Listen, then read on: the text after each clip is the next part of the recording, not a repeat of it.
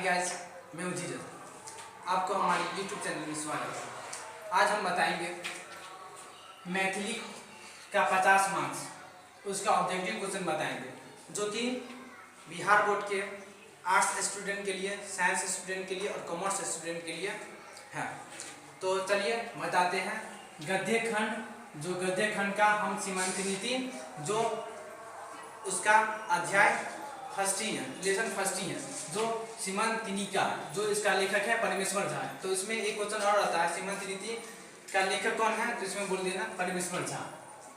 तो चलिए हम यहाँ स्टार्ट करते हैं फर्स्ट से।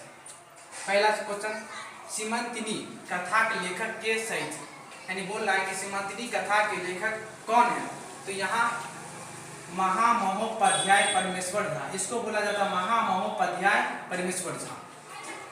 इसी तरह दूसरा, सीमांतिनी कौन कोटिक कथा थिक, बोल रहा है सीमांतिनी कौन कथा है, तो यहाँ पर है शिक्षाप्रद। इसी तरह तीसरा, राजा चित्रवर्मा के कौन वास्तविक लालसा शैली, ये बोला राजा चित्रवर्मा के कौन वस्तु का लालसा था, तो यहाँ पर राजा चित्रवर्मा का क्या चीज का लालसा था, तो यहाँ कन्या का।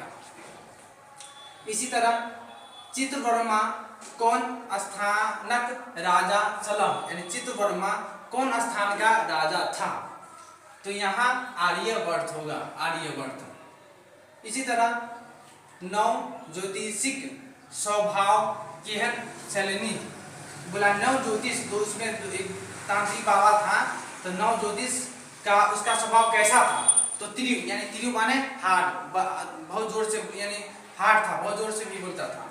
नव ज्योतिषिकी की भविष्यवाणी कैलनी, यानी नव ज्योतिष था, उसका भविष्यवाणी कैसा था, तो यहाँ पर 14 वर्ष में वैधव्य, यानी जो लड़की थी सीमांतिनी, वह 14 वर्ष में वैद्य हो गई। अब 7वां क्वेश्चन, भविष्यवाणी के बाद नव ज्योतिषी की भेलनी, यानी भविष्यवाणी करने के बाद जो नव ज्योतिष था वह उसका क्या होगा, तो पश्चाताप, वह बहुत ज्यादा पछताया, जो नव ज्योतिष था बहुत ज्यादा पछताया। बुढ़ देवान खवासनी की कलनी, यानी जो बुढ़ देवान था खवासनी, यानी खबर देने वाला, उसको क्या कहा, तो अनिष्ट यौगिक शांति उपाय बताया, यानी जो बुढ़ देवान खवासनी की कलनी, तो क्या अनिष्ट यौगिक शांति उपाय। 9वां, सीमांतिनी कोना बढ़े लगली, सीमांतिनी कैसे कैसे बढ़ने लगा, तो यहाँ बताया इसका आंसर होगा शुक्ल पक्षक चंद्रमा जगह, यानी कैसे बढ़ा सीमांतिनी, तो शुक्ल पक्ष का जैसे चंद्रमा होता है, जैसे धीरे धीरे बढ़ता जाता है, तो इसी तरह वह सीमांतिनी धीरे धीरे बढ़ने लगा।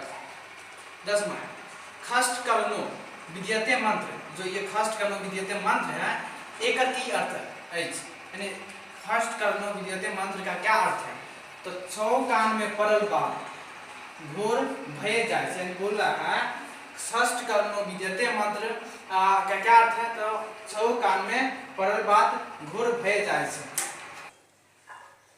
अब यहाँ ये 10 क्वेश्चन हो गया है।